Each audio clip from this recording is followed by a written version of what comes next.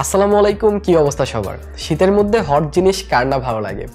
Infinix এটা খুব ভালোভাবেই বুঝে, যার কারণে এই শীতের মধ্যেই তাদের হট সিরিজ তারা কিন্তু বাজারে নিয়ে আসে এবং এবারও তারা নিয়ে এসেছে ইনফিনিক্স হট 20, যেটাও বেশ কিছু গরম গরম স্পেসিফিকেশন আপনাদেরকে অফার করছে। কি গরম গরম স্পেসিফিকেশন পাচ্ছেন এবং কি স্পেসিফিকেশন আছে ঠান্ডা, সেগুলোই জানাবো আজকে আমি রবিন, আপনারা দেশের মোবাইল বাড়িতে। চলুন শুরু করা যাক। সো প্রথমে যদি বক্স কন্টেন্ট নিয়ে কথা বলি, তাহলে বক্স কন্টেন্ট হিসাবে এখানে আপনারা পাচ্ছেন একটা ট্রান্সপারেন্ট কেস, একটা ওয়ারেন্টি কার্ড, একটা সিম এজেক্টর টুল অ্যান্ড তার সাথে charger and cable.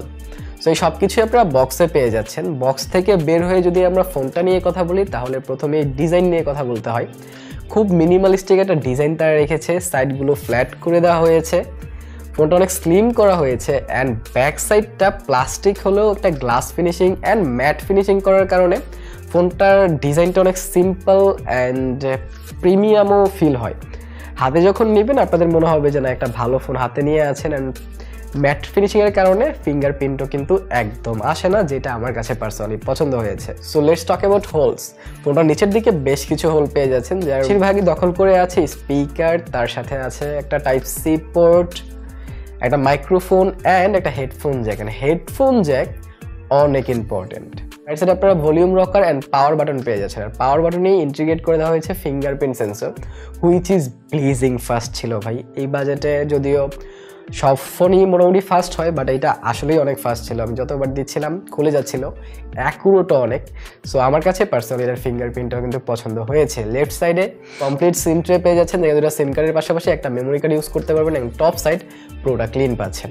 So Infinix ডিজাইনটা সিম্পল দিলেও এই ফোনটার সাথে সিম্পল কিছু দিবে না গাজীপুর চৌরাস্তার শাপলা ম্যানশনের সাদ্দাম টেলিকম। যদি তাদের কাছ থেকে আপনি এই ফোনটা কেনেন, তাহলে আপনারা পেয়ে যাবেন একটা স্মার্ট ওয়াচ 1500 টাকা দামে। যারা চিন্তা করছিলেন একটা ফোনের সাথে একটা স্মার্ট ওয়াচও কিনবেন, তাদের আবার স্মার্ট ওয়াচের জন্য কোনো বাজেট ধরা লাগবে না, সেইটা দিয়ে বিরিয়ানি খেয়ে ফেলতে পারেন, কারণ এই ফোনটা কিনলে স্মার্ট ওয়াচ আপনারা ফ্রি পাবেন। বিষয়ে তাদের নাম্বার অ্যান্ড পেজ লিঙ্ক দিয়ে দিচ্ছি, আপনারা সেখান থেকে ডিরেক্টলি অর্ডার করতে পারেন। বাট আপনাদের অবশ্যই মোবাইল বাড়ি চ্যানেলের সাবস্ক্রাইবার হতে হবে অ্যান্ড পেজের ফলোয়ার হতে হবে। সো অবশ্যই ফোনটা অর্ডার করার আগে সাবস্ক্রাইব করে দিন ভাই।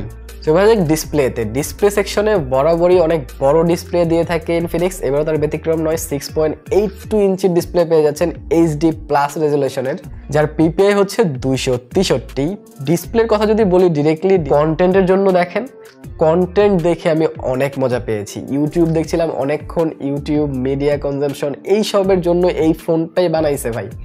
আপনারা মুভি টুভি যদি দেখতে চান, কেউ যারা বেশি ভিডিও দেখেন ফোনে, তাদের জন্য এটা একটা বেস্ট ফোন হবে। আমি যতক্ষণই দেখেছি আমার কাছে পার্সোনালি পছন্দ হয়েছে। কালার অ্যাকুরেসিও ঠিকঠাক ছিল, কন্ট্রাস্ট লেভেলও কিন্তু ডিসপ্লেটার ভালোই ছিল। অ্যান্ড এইখানে সবচেয়ে বেস্ট পার্ট হচ্ছে এটা ডিসপ্লেতে 90 হার্জের রিফ্রেশ রেটও আপনারা পেয়ে যাচ্ছেন।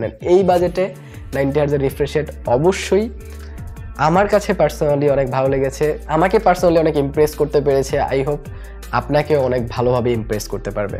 যার কারণে 90 হার্জের যে স্মুথনেসটা, সেইটা কিন্তু খুব ভালোভাবে ফিল হচ্ছিল যখনই আমি ফোনটা ইউজ করছিলাম, স্ক্রল করছিলাম, যে কোনো কিছুই করছিলাম, আমার কাছে ফিল হচ্ছিল। সো ডিসপ্লেটা কিন্তু একের। এছাড়া ফোনটাতে হেলিও G85 প্রসেসর দেওয়া হয়েছে অ্যান্ড এটাতে আমি অন্তত বেঞ্চমার্ক রান করিয়েছি, সেখানে ফোনটা প্রায় 2,13,000-এর মতো স্কোর করতে পেরেছে। অ্যান্ড এই বাজেটে যেটা ভালোই আমি বলবো, এখন যেই প্রসেসর দিয়ে এই বাজেটে ফোন আসে, সেগুলো কিন্তু আসলে 2 লাখও ছুঁইতে পারে না ভালো করে, বাট এইটা 2,13,000 ছুঁচ্ছে। এবং এইটাতে কল অফ ডিউটি খেলেছি, কল অফ ডিউটি খুব ভালোভাবে চলছিল। সো আপনারা ফ্রি ফায়ারের জন্য কিনতে যাচ্ছেন, নিঃসন্দেহে কিনতে পারেন। কল অফ ডিউটি যে স্মুথ চলছিল, সো ফ্রি ফায়ার তো অবশ্যই আরও অনেক ভালোভাবে আপনারা খেলতে পারবেন এটাতে। এছাড়া কিছু লো গ্রাফিক্সের গেমও খেলেছি, সাবওয়ে সার্ফাস, এটাও খুব ভালোভাবে চলছিল। লো গ্রাফিক্স যেহেতু এতটা প্রবলেম হওয়ার কথা না, হয়ও নাই। বড় ডিসপ্লেতে খেলে কিন্তু মজা আছে, বড় ডিসপ্লেতে নর্মাল যে গেমগুলো সেগুলো খেলেও কিন্তু অনেক মজা। তার সাথে আমি স্ম্যাশ হিটও খেলেছি এবং সেটার গ্রাফিক্স অ্যান্ড গেম প্লে দুইটাই কিন্তু অনেক স্মুথ ছিল। সো টুকটাক গেমিংয়ের জন্য আমি ডেফিনেটলি এটা প্রেফার করতেই পারি আপনাকে। এছাড়া ফোনটা out of the box Android 12-এ আসছে অ্যান্ড XOS 12 আপনারা পেয়ে যাচ্ছেন। ইনফিনিক্সের XOS একটু ভারী, আমি আগে থেকেই বলি, বেশ কিছু ব্লোটওয়্যার তাদের এখানে থাকে এবং অসংখ্য ফিচার্স তারা দিয়েছে, যেটা দরকার নাই সেটাও দেওয়া। সো তাদের এই ইউআইটা একটু লাইট করা গেলে ভালো হতো, তাহলে এই বাজেটে যে ফোনগুলো সেগুলো আরও অনেক ভালো পারফরমেন্স দিত। যদি এখনও খুব ভালো পারফর্ম করে, কিন্তু যদি আমরা অ্যাপ ওপেনিং ক্লোজিং এর কথা বলি সেখানে কিন্তু হালকা ল্যাগ আমি দেখতে পেয়েছি। অ্যান্ড ডে টু ডে লাইফে যদিও এতটা প্রবলেম আপনাদের করবে না, 90 হার্টজের জন্য অনেক স্মুথলি আপনাদের ফিল হবে অ্যান্ড ইজিলি আপনারা চালাইতে পারবেন। বাট 90 হার্টজ হয়তো অনেকে ইউজ করতে চাইবেন না বিকজ অফ ডিসপ্লেও বড় এখানে, তার উপরে 90 হার্টজ ইউজ করলে ব্যাটারি একটু বেশি কনজিউম করে। সো ডেফিনেটলি আপনাদের সেই দিকেও নজর দিতে হবে, কারণ ফোনটাতে কিন্তু 5000 এমপিআর ব্যাটারি দেওয়া, 6000 এমপিআর না। সো ওই দিকটা আপনাদের অবশ্যই মাথায় রাখতে হবে। অ্যান্ড যেহেতু ব্যাটারির কথা উঠলোই, তাহলে ব্যাটারি ব্যাকআপটাও কিন্তু মোটামুটি ছিল। 90 হার্টজ দিয়ে ইউজ করলে আপনারা সকাল থেকে সন্ধ্যা পর্যন্ত ইউজ করতে পারবেন, বাট যদি 90 হার্টজ ছাড়া ইউজ করেন তাহলে 1 থেকে 1.5 দিন আপনারা ইজিলি ইউজ করতে পারবেন। এছাড়া ফোনটা 18 ওয়াটের ফাস্ট চার্জিং সাপোর্ট করে, সেটা দিয়েও চার্জ দিতে আপনাদের প্রায় 2 ঘন্টার মতো সময় লেগে যাবে। সো এটাও মোটামুটি ঠিকঠাক আছে বলে আমার মনে হচ্ছে। এবার যাক ক্যামেরা সেকশনে। ক্যামেরা সেকশনে এইখানে যদিও মনে হচ্ছে 2টা ক্যামেরা বাম্পের মধ্যে প্রায় 4টা ক্যামেরা হবে, বাট এইখানে 2টাই ক্যামেরা। এগুলো জাস্ট ক্যামেরার মতো করে দেওয়া, লাইক মাঝখানেরটা অ্যান্ড হচ্ছে নিচের ক্যামেরার সাথে আরেকটা যে নিচে হালকা করে ক্যামেরার মতো দেখাচ্ছে সেটা আসলে ক্যামেরা না। মেন ক্যামেরাটা এখানে 50 মেগাপিক্সেল অ্যান্ড একটা এআই লেন্স দেওয়া আছে। 50 মেগাপিক্সেলের অ্যাপারচার এখানে 1.6 দেখতে পেলাম এক জায়গায়, বাট এটা 1.6 বা 1.8 এর মধ্যেই একটা হবে। সো এটার পিকচার কোয়ালিটির কথা যদি বলি তাহলে নাইট স্কেপ মোড এখানে আছে। সো লো লাইটের ফটোগ্রাফি কিন্তু মোটামুটি ভালো ছিল। আমি লো লাইটের বেশ কিছু ছবি তুলেছি অ্যান্ড আমি জুম করে আপনাদের দেখাচ্ছি, আপনারা দেখতে পারেন যে এটার পিকচার কোয়ালিটি লো লাইটে আসলে কেমন। আমার কাছে তো পার্সোনালি পছন্দ হয়েছে, ডিটেইল খুব ভালোভাবে ক্যাপচার করছিল।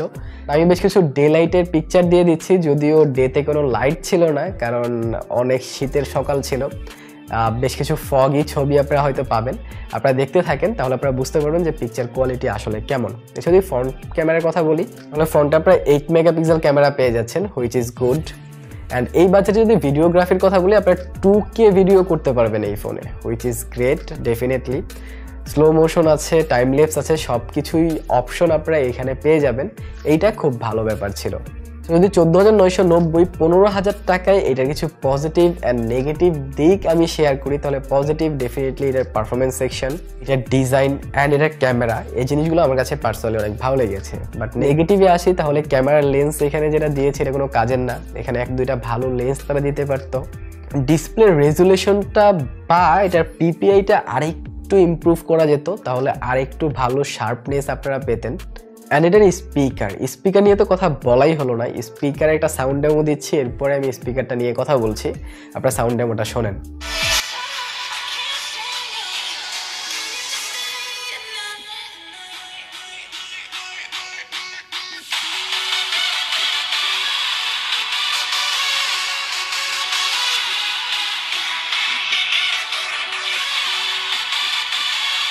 সো স্পিকার নিয়ে আমরা যেটা কমপ্লেন যে স্পিকারটা মোটামুটি তো লাউড স্টোরি স্পিকার এই বাজেটে ডেফিনেটলি বেটার, বাট ব্যাপার হচ্ছে যে নিচের সাইডের স্পিকারে যে সাউন্ডটা হয়, বটম সাইডের স্পিকারে যে সাউন্ডটা আপনারা পান অ্যান্ড আপনারা উপরের সাইডের যে ইয়ারপিস থেকে সাউন্ডটা পান সেটার মধ্যে অনেক বেশি ডিফারেন্স থাকে। স্টোরি স্পিকার সাধারণত যে আপনার নিচ থেকে অ্যান্ড উপর থেকে মোটামুটিভাবে সমান না হলেও নিচে থেকে উপরটা হয়তো আপনার 30% বা 20% সাউন্ড কম করবে, বাট এইটাতে প্রায় 50% ড্রপ ছিল।